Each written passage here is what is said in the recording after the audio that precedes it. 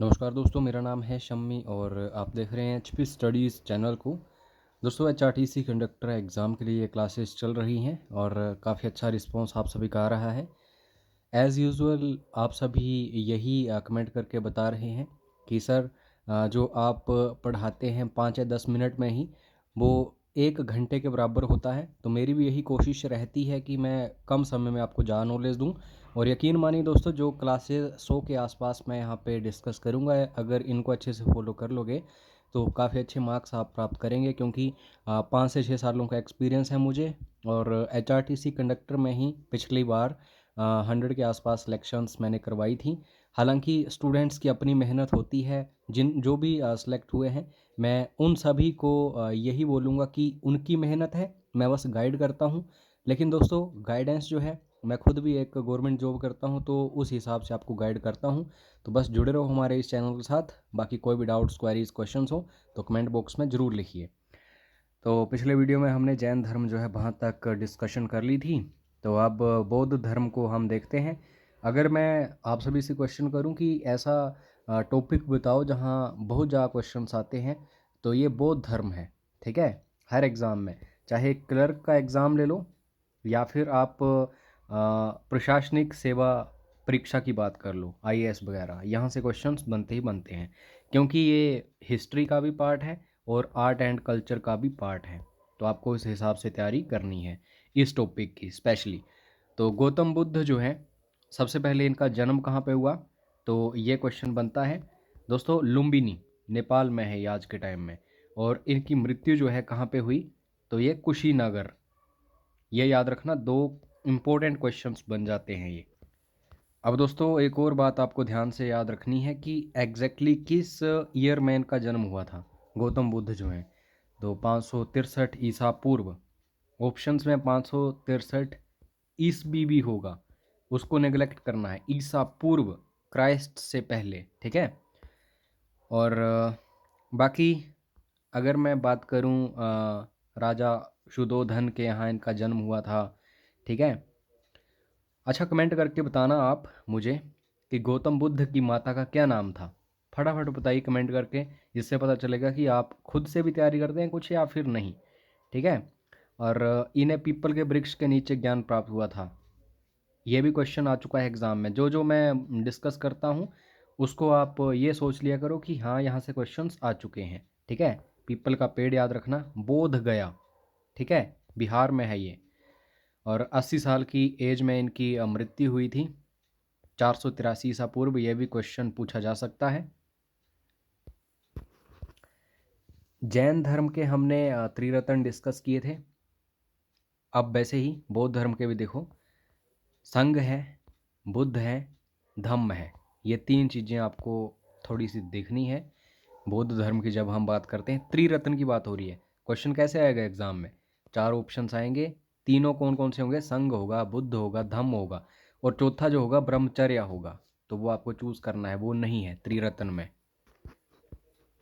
बौद्ध धर्म के हमने त्रिरत्न तो देख लिए। अब 10 शील हैं। ठीक है। फोल्ड जिनको हम बोलते हैं इंग्लिश में।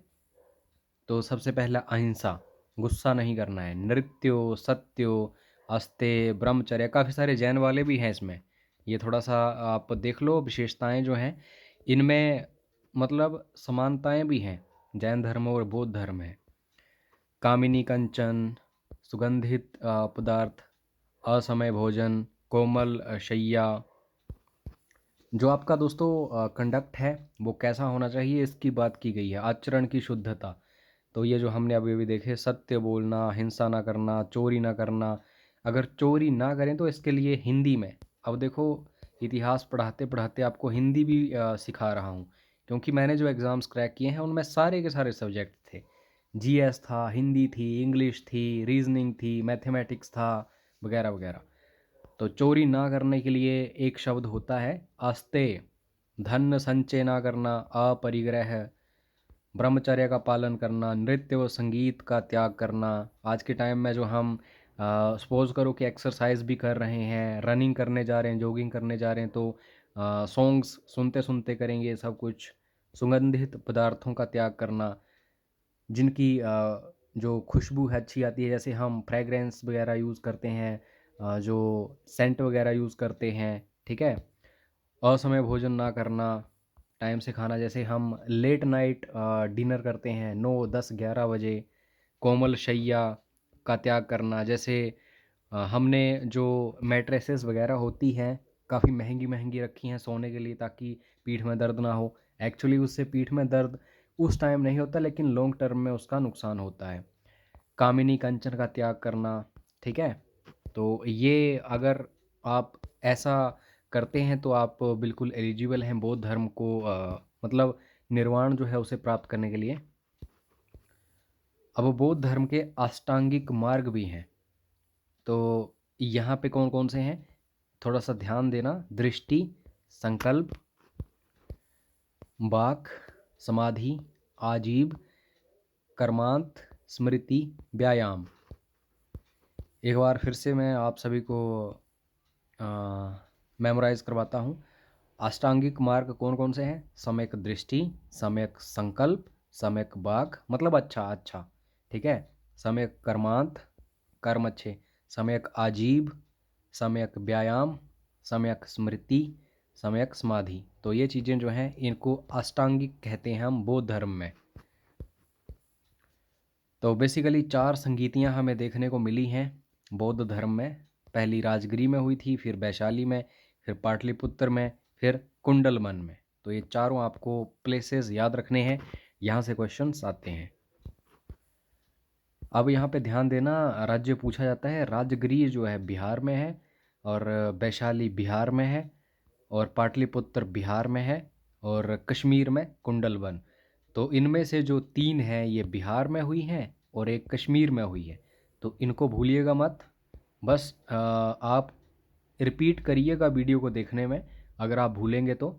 जैसे सपोज़ करो एक बार अभी वीडियो देख लो, और जैसे ही एग्ज़ाम आएगा उसके हफ्ता और पहले आप इस सीरीज़ को अच्छे से फॉलो कर लेना, कुछ भी आपको भूलेगा नहीं। जितना ज़्यादा रिवाइज़ करोगे उतना ही याद रहेगा। अब देखो दोस्तों, एग्ज़ाम में काफ़ी बार एग्ज़ाम क्वेश्चन बना हुआ है। कोई भी सभा दे दी जाएगी और पूछा जाएगा कि उसका स्थान क्या था, या पूछ लिया जाएगा शासन किसका चल रहा था उस टाइम, शासक कौन था या अध्यक्ष कौन था, ठीक है। ये डेट जो है ये हाई लेवल एग्ज़ाम्स में पूछी जाती है। जैसे जो पहली सभा हुई 483 ईसा पूर्व, दूसरी 383, तीसरी 255 में, ठीक है, और चौथी जो है पहली शताब्दी में हुई। तो बस ये हाई लेवल एग्ज़ाम्स के लिए क्वेश्चंस बनते हैं। बस ये याद रखना, प्रथम जो है राजगृह अजातशत्रु शासक था, और महाकश्यप जो था अध्यक्ष। दूसरी वैशाली में हुई कालाशोक और सवाकामी। ये जो है ये कम पूछा जाता है क्वेश्चन, लेकिन शासन काल और स्थान ये बार बार एग्ज़ाम में क्वेश्चन आता है। तृतीय पाटलिपुत्र, ये सबसे ज़्यादा बार पूछी गई एग्ज़ाम में है, क्योंकि अशोक सम्राट आपको पता ही है। मोगली पुत्ती उस टाइम अध्यक्ष थे। और चौथी कुंडलवन कनिष्क, कनिष्क भी महान इंडो ग्रीक रूलर था। तो अश्वघोष और मित्र ये दोनों अध्यक्ष थे उस टाइम। ये डेट जो है हाई लेवल एग्ज़ाम्स के लिए याद करिएगा। अब बौद्ध धर्म जो है ये 2 भागों में बंटा था, ठीक है। बुद्धिज़्म जो है 2 पार्ट्स में डिवाइड हो गया था। एक पार्ट को हम बोलते हैं हीनयान, और एक को बोलते हैं महायान। तो ये 2 पार्ट्स में बुद्धिज़्म जो है इसको डिवाइड किया गया था। किसमें? चतुर्थ बौद्ध संगीति में, जो कि कहाँ पे हुई? कुंडलवन कनिष्क के टाइम में। अश्वघोष वसुमित्र जो हैं ये क्या थे? अध्यक्ष थे। पहली ईसवी के आसपास ये सभा हुई थी। अब दोस्तों एक कहानी बचपन से हम सुनते आ रहे हैं कि गौतम बुद्ध, मतलब गौतम जो है बुद्ध कैसे बना। तो उसने दोस्तों क्या देखा? बीमार व्यक्ति देखा, फिर बूढ़ा व्यक्ति देखा, फिर सन्यासी देखा, फिर शव देखा, मतलब मृत शरीर देखा। ये 4 चीज़ें देखने के बाद उसके दिमाग में ये बात घूमी कि मैं क्या कर रहा हूँ। मतलब वो एक राजा का पुत्र था जो गौतम था, उसको सारे सुख मिलते थे वहाँ पे, जो राजगृह था, ठीक है। लेकिन ये जब चार चीज़ें उसने देखी तो उसका दिमाग घूमा।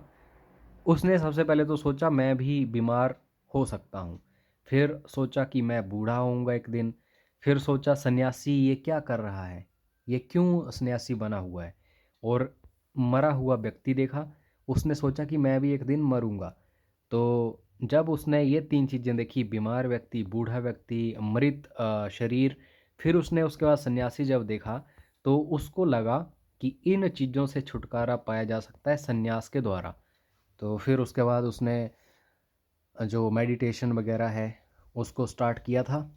और जैसे ही मोक्ष प्राप्त हुआ, जो ज्ञान है उसकी प्राप्ति हुई, तो ऑटोमेटिकली ये चीज़ें जो हैं इनकी जो प्रॉब्लम है उसे उन्होंने सॉल्व कर दिया था। मुझे लगता है बुद्धिज़्म अपने आप में ही एक काफ़ी बड़ा टॉपिक था, तो इसको ही आज हमने डिस्कस कर लिया। ये काफ़ी है आपके लिए, यहीं से क्वेश्चंस कवर होते हैं काफ़ी सारे। नेक्स्ट लेक्चर में हम आगे देखेंगे साउथ इंडिया जो है उसमें जो डिनास्टीज़ वगैरह थी। तो बाकी कोई भी आपका डाउट, क्वेरी, क्वेश्चन हो तो आप हमें व्हाट्सएप भी कर सकते हैं। कोशिश करना सिर्फ इम्पोर्टेंट मैसेज करने की, क्योंकि मैसेजेस काफ़ी ज़्यादा हैं और रिप्लाई करने में काफ़ी टाइम लग जाता है। 9816401767। और बाकी मोटिवेट करते रहो, वीडियोस को लाइक करो, शेयर करो अपने दोस्तों के साथ जो भी HRTC एग्ज़ाम की प्रेपरेशन कर रहे हैं। ग्रुप्स आपने बनाए होंगे, वहाँ पे शेयर करो इन वीडियोस को, और चैनल को सब्सक्राइब करो, बेल आइकन को ज़रूर प्रेस करो, ताकि जैसे ही इंपॉर्टेंट वीडियोस आएँ आप सभी तक उसका नोटिफिकेशन पहुँच सके। मिलते हैं नेक्स्ट वीडियो में। जय हिंद, जय हिमाचल।